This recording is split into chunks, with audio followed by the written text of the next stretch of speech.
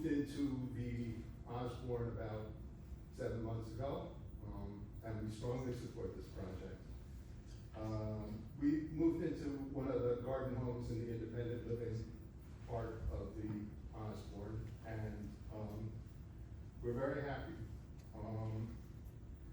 I wanted my wife to be in a senior living community in case something happened to me, having lost a very dear friend in an untimely manner.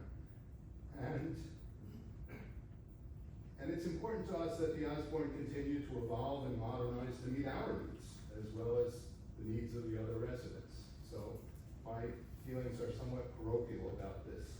And when we finally leave the house, which I hope will be a long time from now, we want it to be highly saleable so that our children can continue to get the support they need.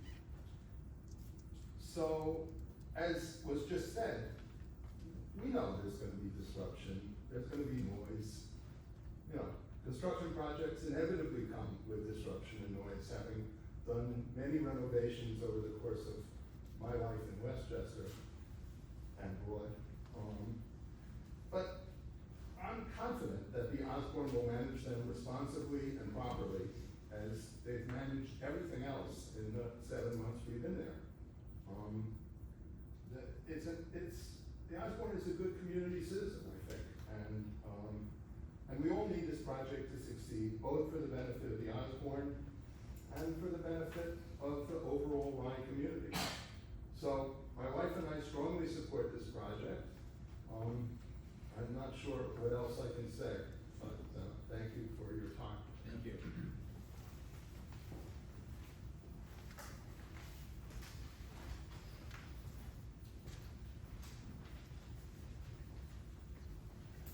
Good evening. My name is Bruce McLeod, 37-year resident of Rye. 5 years ago, we changed zip codes to 10573, and nothing else in our life changed. Everything that is important to us is in Rye. It's the same distance to Rye from where we used to live as it is from where we live now. So nothing has changed except where we sleep. I'm here tonight, not as a resident, obviously, but 2 years ago I had joined the board of the Osborn, and in addition, I have been president of the Rye Manor 100-unit affordable housing project across the street, and I'm chairman of the board for, 10 years or so. So I'm quite involved with what's going on in this part of the city, and the senior affordable part of life.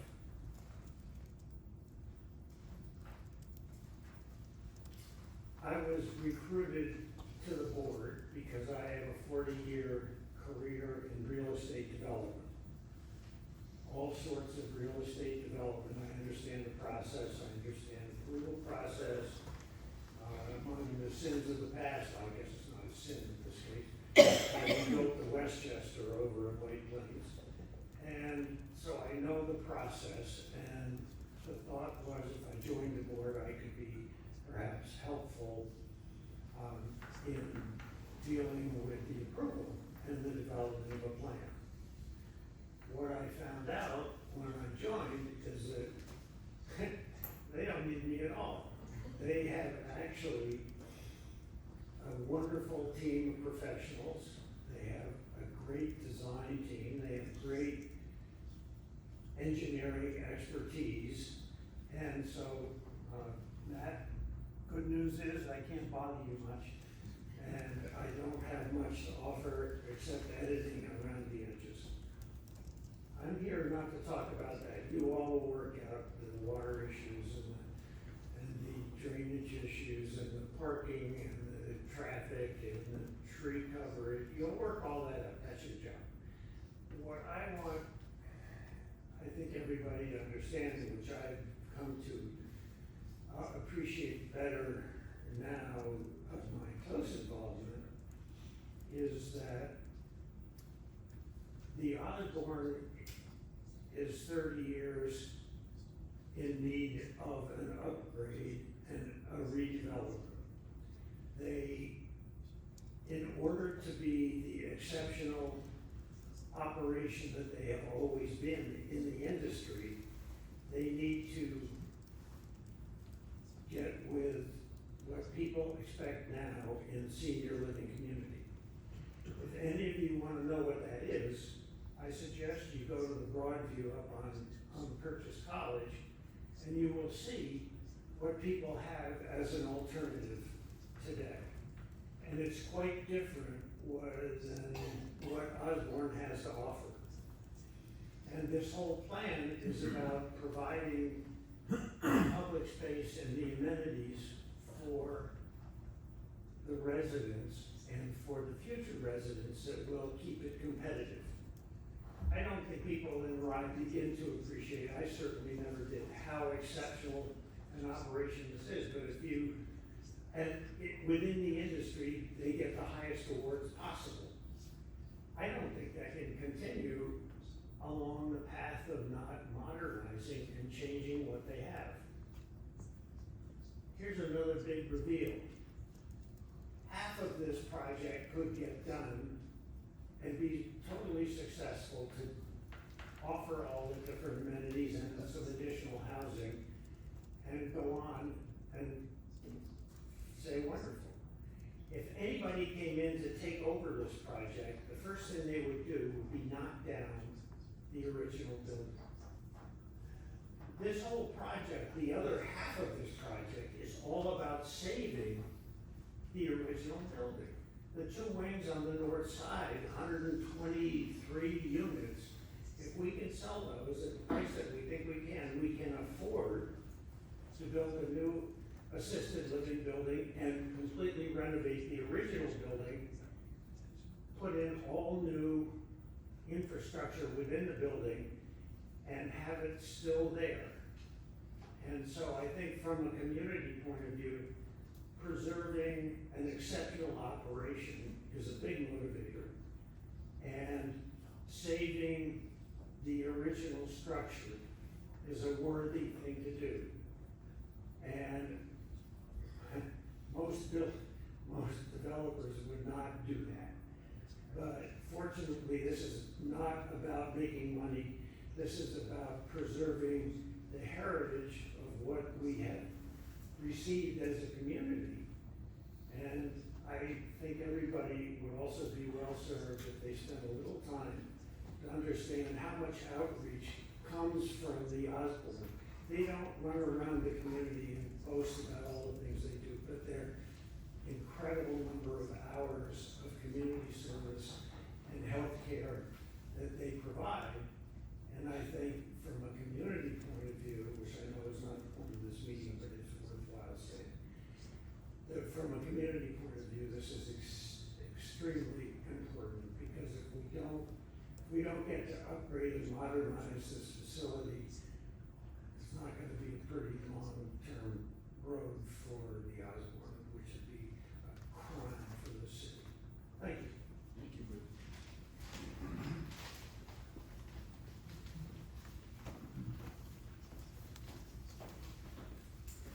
Hi, my name is Emily Baldwin. I live at 100 Glen Oaks Drive, part of the Glen Oaks neighborhood, and I am missing that time right now to be here. I came today to learn more about the plans, but also to make sure some serious concerns are heard. Today I'll be speaking about the flooding storm system, some traffic concerns, and concerns regarding the school. I was a significant part of the effort to prevent the development of 67th Grant in Harrison, also along Beaver Swamp Brook like the Osborn.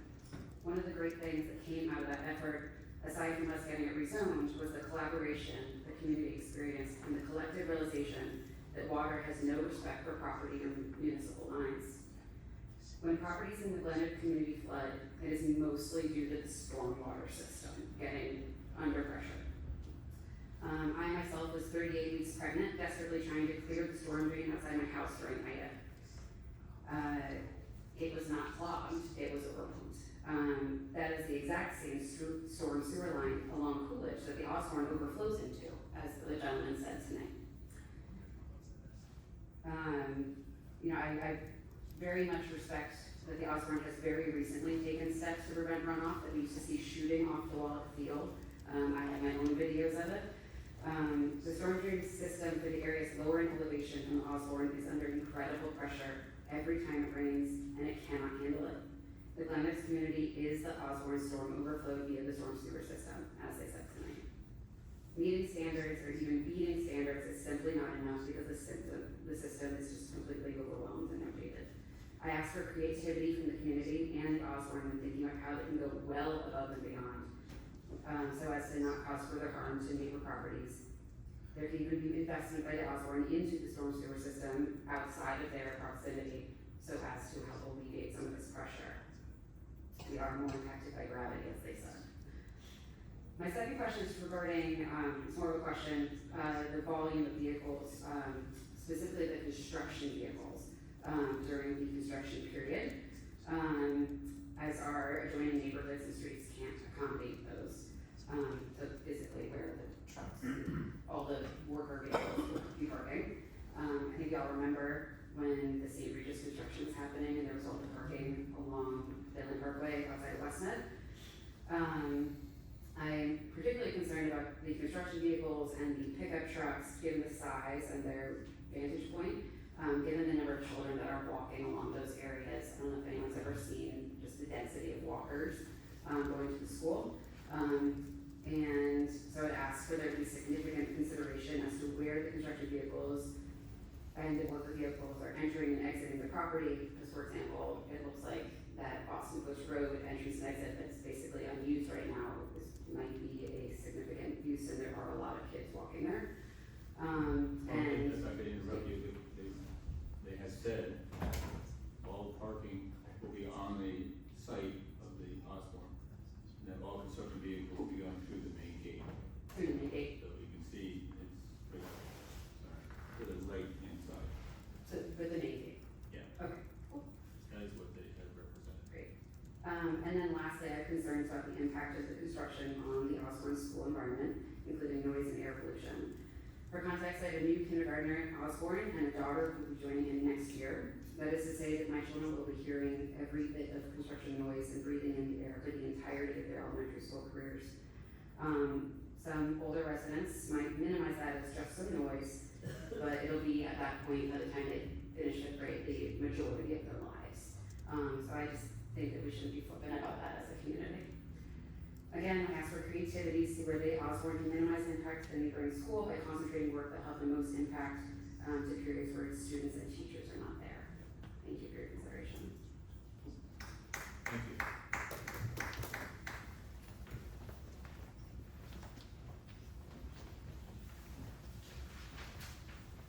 Good evening.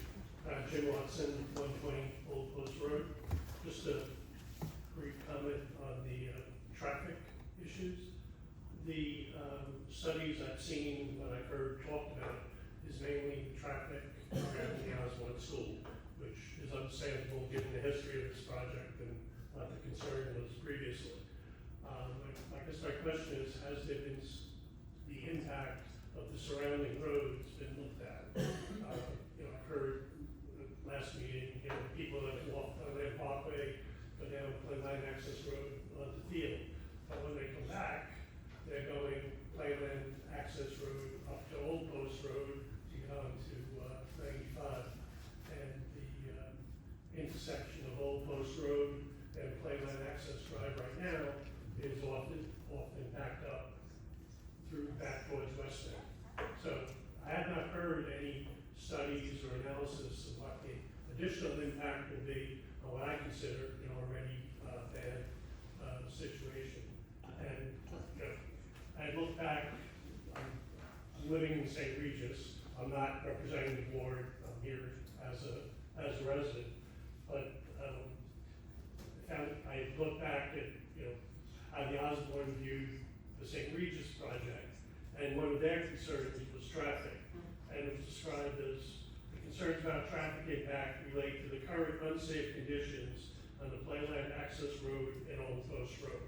Well, right now there's a stop sign there. I don't know if there was no stop sign and that became the improvement or what, but it's not a safe intersection now, and what's the additional impact on that intersection? Mr. Del Rio, you want to stay, you want to comment on that?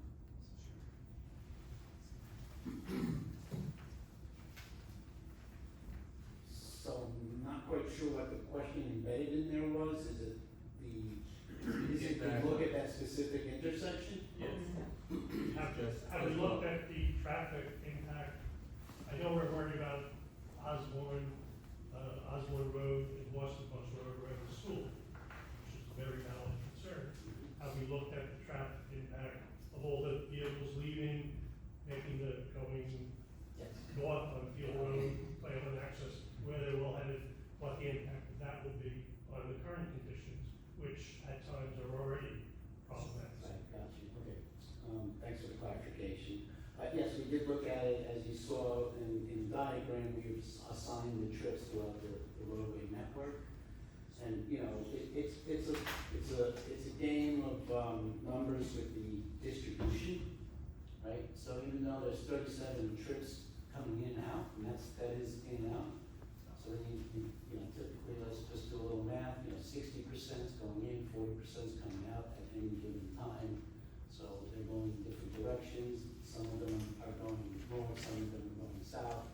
When they get to access roads, some of them are making right, some of them are making left, and it gets dissipated and it gets less and less. So yeah, we looked at that, and then the numbers were, you know, very low. That's getting added to that specific intersection. Would you describe the intersection now as acceptable? Well, it hasn't warranted a signal yet, right? So that means it's pretty acceptable if it hasn't even warranted. So I do know from your experience, because we have an office right here and I travel through there quite a bit, that during peak times, the queue and the backup occurs. But those are short-lived, temporary, just for those peak hours. People turning off of Post Road onto Leyland Access Road, you stop to try to get into the city because there's only like a 2-car lane behind you. Yeah, So to make somebody that coming quick around the left. turn, I'm waiting for a rear-end collision there.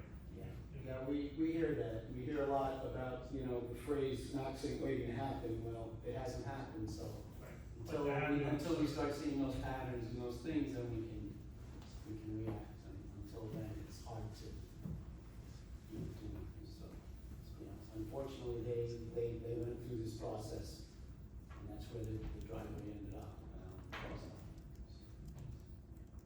So far, you know, there has not been that. But there have been accidents on Post Road and Cleveland Access Drive. That there could be, yes. I don't know. Because it's hard to turn left off the Leyland Access Drive Again, but because of the bow. We don't, so, but the trips that we're generating in addition is not significant to change what we call the crash rate, right? So there's not a significant amount of trips being pushed through there to change the amount of crashes that would be expected. And the current rate is not high. I don't know the current rate, but we do the crashes at specific intersections. So current rate is not acceptable, adding a little bit. It would still not change anything as far as traffic safety goes or safety. So it wouldn't meet the state standard relative to Correct. parking. Correct. And that's because of the increase in the number of cars that that intersection? Is de minimis compared to what's there today, right? We can Yeah. potentially have responded with that. Thank you.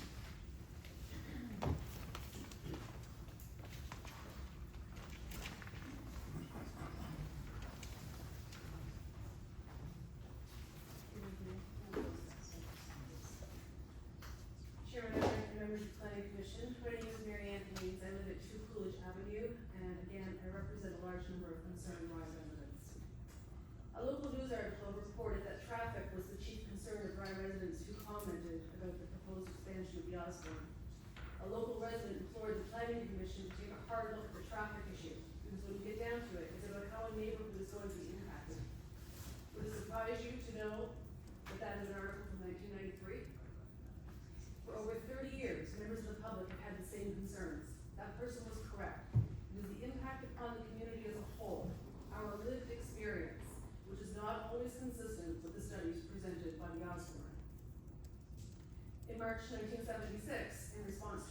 application by the Osborn, the chairman of the planning commission stated that the outcome of that application would be determined by the commission's study of the impact on city services, including storm and sanitary sewers, drainage, roads, and traffic, and concluded by indicating that it was unlikely that the commission would entertain cheap high density. Many of our concerns remain the same nearly 50 years later. Flooding, traffic, proximity to the Osborn School, protracted construction, and the removal of trees. In 1985, the Planning Commission submitted to the City Council a development plan, which included the Osborn as a component of the Post Road corridor, along with the nationally registered Boston Post Road Historic District. The special character of these large properties was envisioned with a low medium density range for residential development, which should blend in with the surrounding residential areas. In 1993, during yet another proposed expansion, the then CEO of the Osborn noted that the intention was to safeguard the community's open spaces prized by many Rye residents. The city of Rye has just begun to take a long overdue look at developing a new comprehensive plan. Each of the mayoral candidates for next month's election have publicly supported this endeavor. While it may be true that the landscape of senior living has changed in the past, clearly the concerns of those impacted by the Osborn's repeated expansions have not. At this juncture, it would seem premature to approve a redevelopment of this magnitude, considering not only the Osborn property in isolation, but how any redevelopment of such a large parcel affects all of those who live in Rye, and if that is a reality that we can or want to live with. When reviewing Part 1 of the EAF, submitted by the Osborn, there were numerous questions, omissions, inaccuracies, and incomplete answers that were identified. And when reviewing Part 2, along with the DEC workbook provided, and keeping in mind that one must consider the prolonged construction phase, as well as the completed project, and that if any numeric threshold is exceeded, the item automatically rises to the level of moderate to large impact. 12 of the 18 questions likely require a yes answer. As this project was already rightfully designated as a Type 1 action, there is the presumption that an EIS with community involvement will be required. To that end, I would like to present the Planning Commission with an additional 41 signatories to the petition that was originally presented in September, bringing the current total to 132. It stands to reason that when 67% of the components of the environment identified under the New York State law will potentially be impacted in a moderate to large fashion, and that the identification of just one area of potential concern must result in positive declaration, thereby triggering an EIS, that our successors will not have the same concerns 50 years from now, when the Osborn continues to evolve. Through making a positive declaration and bringing representatives from the Planning Commission, the Osborn, and the public to the EIS table, you held the unique opportunity to usher the city into the next iteration of its development. We, the members of the public, look forward to working with you. Thank you. And now, I do have comments that I would like to make on behalf of my neighbor who was unable to be here this evening. So these are the comments of George Angelich, from 45 Walker Avenue. And he would like for you to know that with respect to the EAF in question E3E, the answer was no. It appears to be an incorrect answer or a misleading answer. The Boston Post Road Historic District was added to the National Register of Historic Places in 1982 and received National Historic Landmark status in 1993. This historic district is 286 acres and has been recognized as an archaeological sensitive zone by the New York State Historic Preservation Office and National Park Service due to its cultural significance and cultural affiliations, which include the Middle Woodland, Late Woodland, Late Archaic, and other historic eras of significance. He goes on to list them. The distance from the National Historic District to the Osborn development area can be measured in yards. It's approximately 1,000 steps from the development area to the historic district. He also notes that question E3F also appears to be incorrect or misleading for the same reason. The question asks whether the New York State Historic Preservation Office has located any archaeological site inventory adjacent to the development area. The correct answer is yes, because the SHPO has designated the National Historic District as an archaeological sensitive G asks whether any historic sites or resources have been identified on the site, and the answer was no. That response also appears to be potentially misleading or incorrect.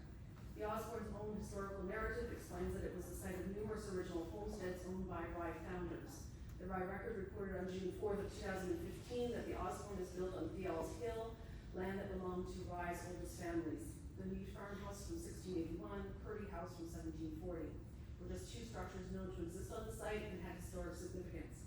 Construction will lose the historic and archaeological record. E3H asks whether the project is within 5 miles of any officially designated publicly accessible federal, state, or local scenic or aesthetic resource. They answered that this incorrectly by only citing playland. What about the E3 Natural Park and Wildlife Sanctuary, Rye Nature State Center, Marshlands Conservancy, Boston Coast Historic Road Historic District, J Estate, designated in 2009 as a member site of the Hudson River Valley National Heritage Area. As of 2010, 75% of the acreage in Rye, 3,954 acres, have been determined to be archaeological sensitive, with many indigenous and First Nation contact sites. Rye was documented in 2012 Phase 1A archaeological investigation by Westchester County in connection with the Playland Bike Path. That investigation noted a dozen archaeological sensitive areas. Additional findings have been made on the J Estates, the State Marshlands Conservancy, and Boston Post Road Historic District. He concludes by saying that the no responses need to be scrutinized. Appreciate that. Thank you.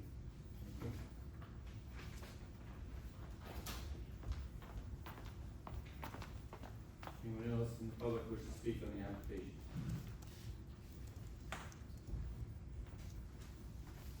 Okay, I have a motion to keep the hearing open. I'll make that motion. Second. The motion and seconded to keep the hearing open. All in favor? Opposed? Okay, we will now, go to the table and we'll start working through the EAF. Thank you. So this is a work session portion where the commission works, and you're welcome to witness and watch set up that, for that purpose.